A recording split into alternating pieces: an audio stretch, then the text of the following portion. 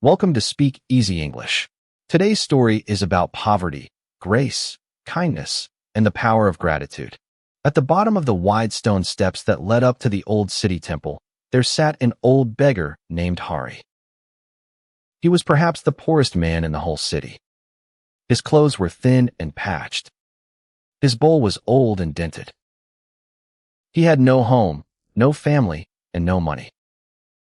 Each night he slept under the great banyan tree near the temple, and each morning he returned to his place on the steps to ask for whatever kind people might spare. But there was something very strange about old Hari, something that made people stop and stare. No matter what happened, Hari always said thank you. When a kind woman dropped a coin in his bowl, he pressed his hands together, smiled with his whole face, and said, "Thank you, sister. May you be blessed." That was no surprise. But Hari said thank you even when people gave him nothing at all. When a busy man hurried past without a glance, Hari still smiled and said softly, "Thank you for passing by." When children laughed at his torn clothes, he said, "Thank you for your laughter, little ones." It is good to hear. When the rain soaked him to the bone, he looked up at the gray sky and said, "Thank you for the rain." The trees were thirsty. The other beggars on the steps could not understand him. "You are a fool, Hari," they said. "Why do you thank people who give you nothing? Why do you thank the rain that makes you cold? You have nothing in this world. What on earth do you have to be grateful for?" Hari only smiled at them with his kind, wrinkled eyes. "My friends," he said, "I woke up this morning, and that is a gift. I can see the sun, and that is a gift. I can hear the temple bells, and that is a gift. The air I breathe is free, and it is a gift. I may have an empty bowl, but I have a full heart. Gratitude costs nothing, yet it makes a poor man rich. I have decided to be the richest beggar in the city." Now, in that same city there lived a very wealthy merchant named Seth Bola. He owned a grand house, many shops, and chests full of gold. He had everything that money could buy. And yet, Seth Bola was one of the most miserable men alive. Nothing was ever enough for him. If he earned 100 coins, he was angry that he had not earned 200. If a meal had 10 dishes, he complained about the one dish that was missing. He frowned all day. He shouted at his servants. He trusted no one. His great house was full of treasures, but it was empty of joy. Every morning, Seth Bola passed the temple steps on his way to his shops, and every morning he saw old Hari the beggar, smiling and thanking everyone. At first, it annoyed him greatly. "Look at that ridiculous old fool," he muttered.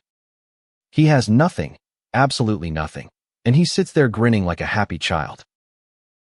What does he have to smile about? He must be mad." One day, Seth Bola could not hold his curiosity any longer. He stopped before the old beggar and spoke to him sharply. "Old man," he said, "I do not understand you. I am the richest man in this city. I have gold, houses, and servants. And yet I am never happy. You are the poorest man in this city. You have nothing but a dented bowl. And yet you smile all day and thank everyone, even those who give you nothing. Tell me your secret. Have you gone mad, or do you know something that I do not?" Hari looked up at the rich, frowning man, and his eyes were full of warmth. "Seth G," he said gently, "I am not mad. I will gladly tell you my secret. You spend all your days looking at what you do not have. You have 1,000 things, but you only see the one thing that is missing, and so you are always unhappy. I have almost nothing, but I look at the few things I do have, and I am grateful for every one of them. You count your troubles, and they grow larger. I count my blessings, and they grow larger. We are both looking at our lives, Seth G. The only difference is which direction we choose to look." Seth Bola scoffed and walked away. "Foolish talk from a foolish beggar," he said. But that night, lying in his grand and comfortable bed, He could not sleep. The old man's words echoed in his mind. You count your troubles, and they grow larger. Was it true? He thought about his life. He had so much, yet he had never once said thank you for any of it. He had never thanked his cook for the warm meals, never thanked his servants for their years of work, never even looked up at the sky and felt grateful for a single day. The next morning, almost against his own will, Seth Bola stopped at the temple steps again. Old man, he said, a little softer this time, tell me. How does one begin to be grateful when one has forgotten how? Hari smiled. Begin small, Sethji, he said. Tomorrow, when you wake, before you think of anything you want, think of one thing you already have. Just one. Say thank you for it out loud. Then find one more the next day. Gratitude is like a muscle. It grows stronger the more you use it. Seth Bola decided, just to prove the old fool wrong, to try it. The next morning, when he woke, he forced himself to look around his room.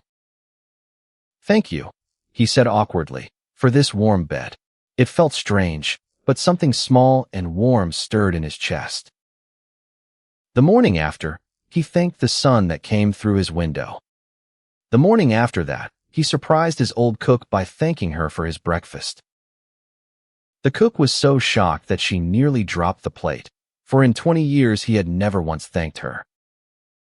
But she smiled, a true smile, and the next day she cooked his food with extra love. Day by day, week by week, a quiet miracle began to unfold in Seth Bola's life.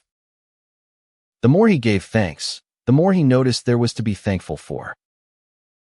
He began to thank his servants, and they began to serve him with loyalty and affection instead of fear. He began to thank his customers, and they came back more often, bringing their friends. He began to thank his family, and the cold, silent house slowly filled with warmth and laughter. The frown that had lived on his face for so many years began, at last, to fade away. The treasures in his house had not changed. His gold was the same. But Seth Bola was a completely different man. For the first time in his life, he was happy. And he knew exactly who had given him this priceless gift. It was the poorest man in the city, the old beggar on the temple steps. And Seth Bola was not the only one whose life the old beggar quietly changed. There was a young man named Arun who passed the temple steps each day, his face dark with bitterness. He had lost his job, his savings, and his confidence, and he had come to believe that life had cheated him. One evening he stopped before Hari and spoke harshly. How can you sit there thanking the world, he snapped. The world has given you nothing but an empty bowl. It has given me nothing but misfortune. There is nothing to be grateful for. Life is cruel. Hari looked at the angry young man with great gentleness. My son, he said, you have eyes that can see this sunset. You have legs that carried you here.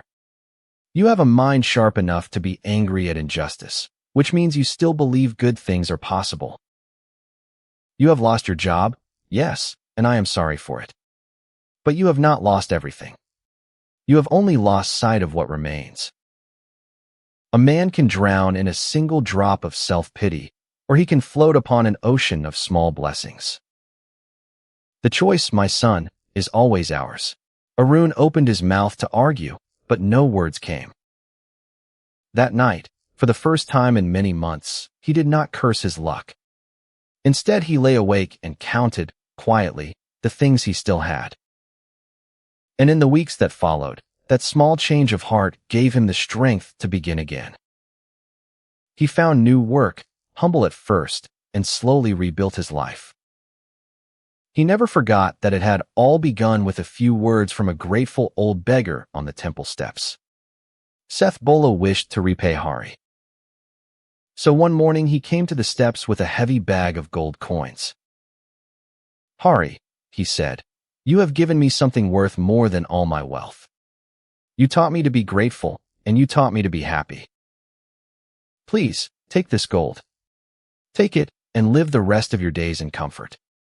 You will never have to beg again."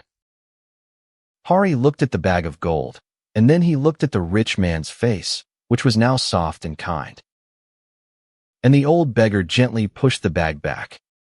"Thank you, Sethji," he said, his eyes shining. "Thank you with all my heart. But do you not see?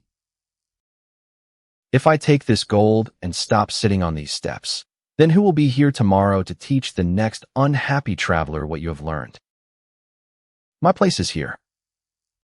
My work is here. Keep your gold. But if you truly wish to thank me, then do this. Pass on what I have given you. Whenever you meet a person who has forgotten how to be grateful, teach them, just as I taught you." Seth Bola's eyes filled with tears, and he bowed low before the old beggar, lower than he had ever bowed to any king or rich man. "I will," he promised. "I will." And he kept his promise. Seth Bola became known throughout the city not as the richest man, but as the kindest.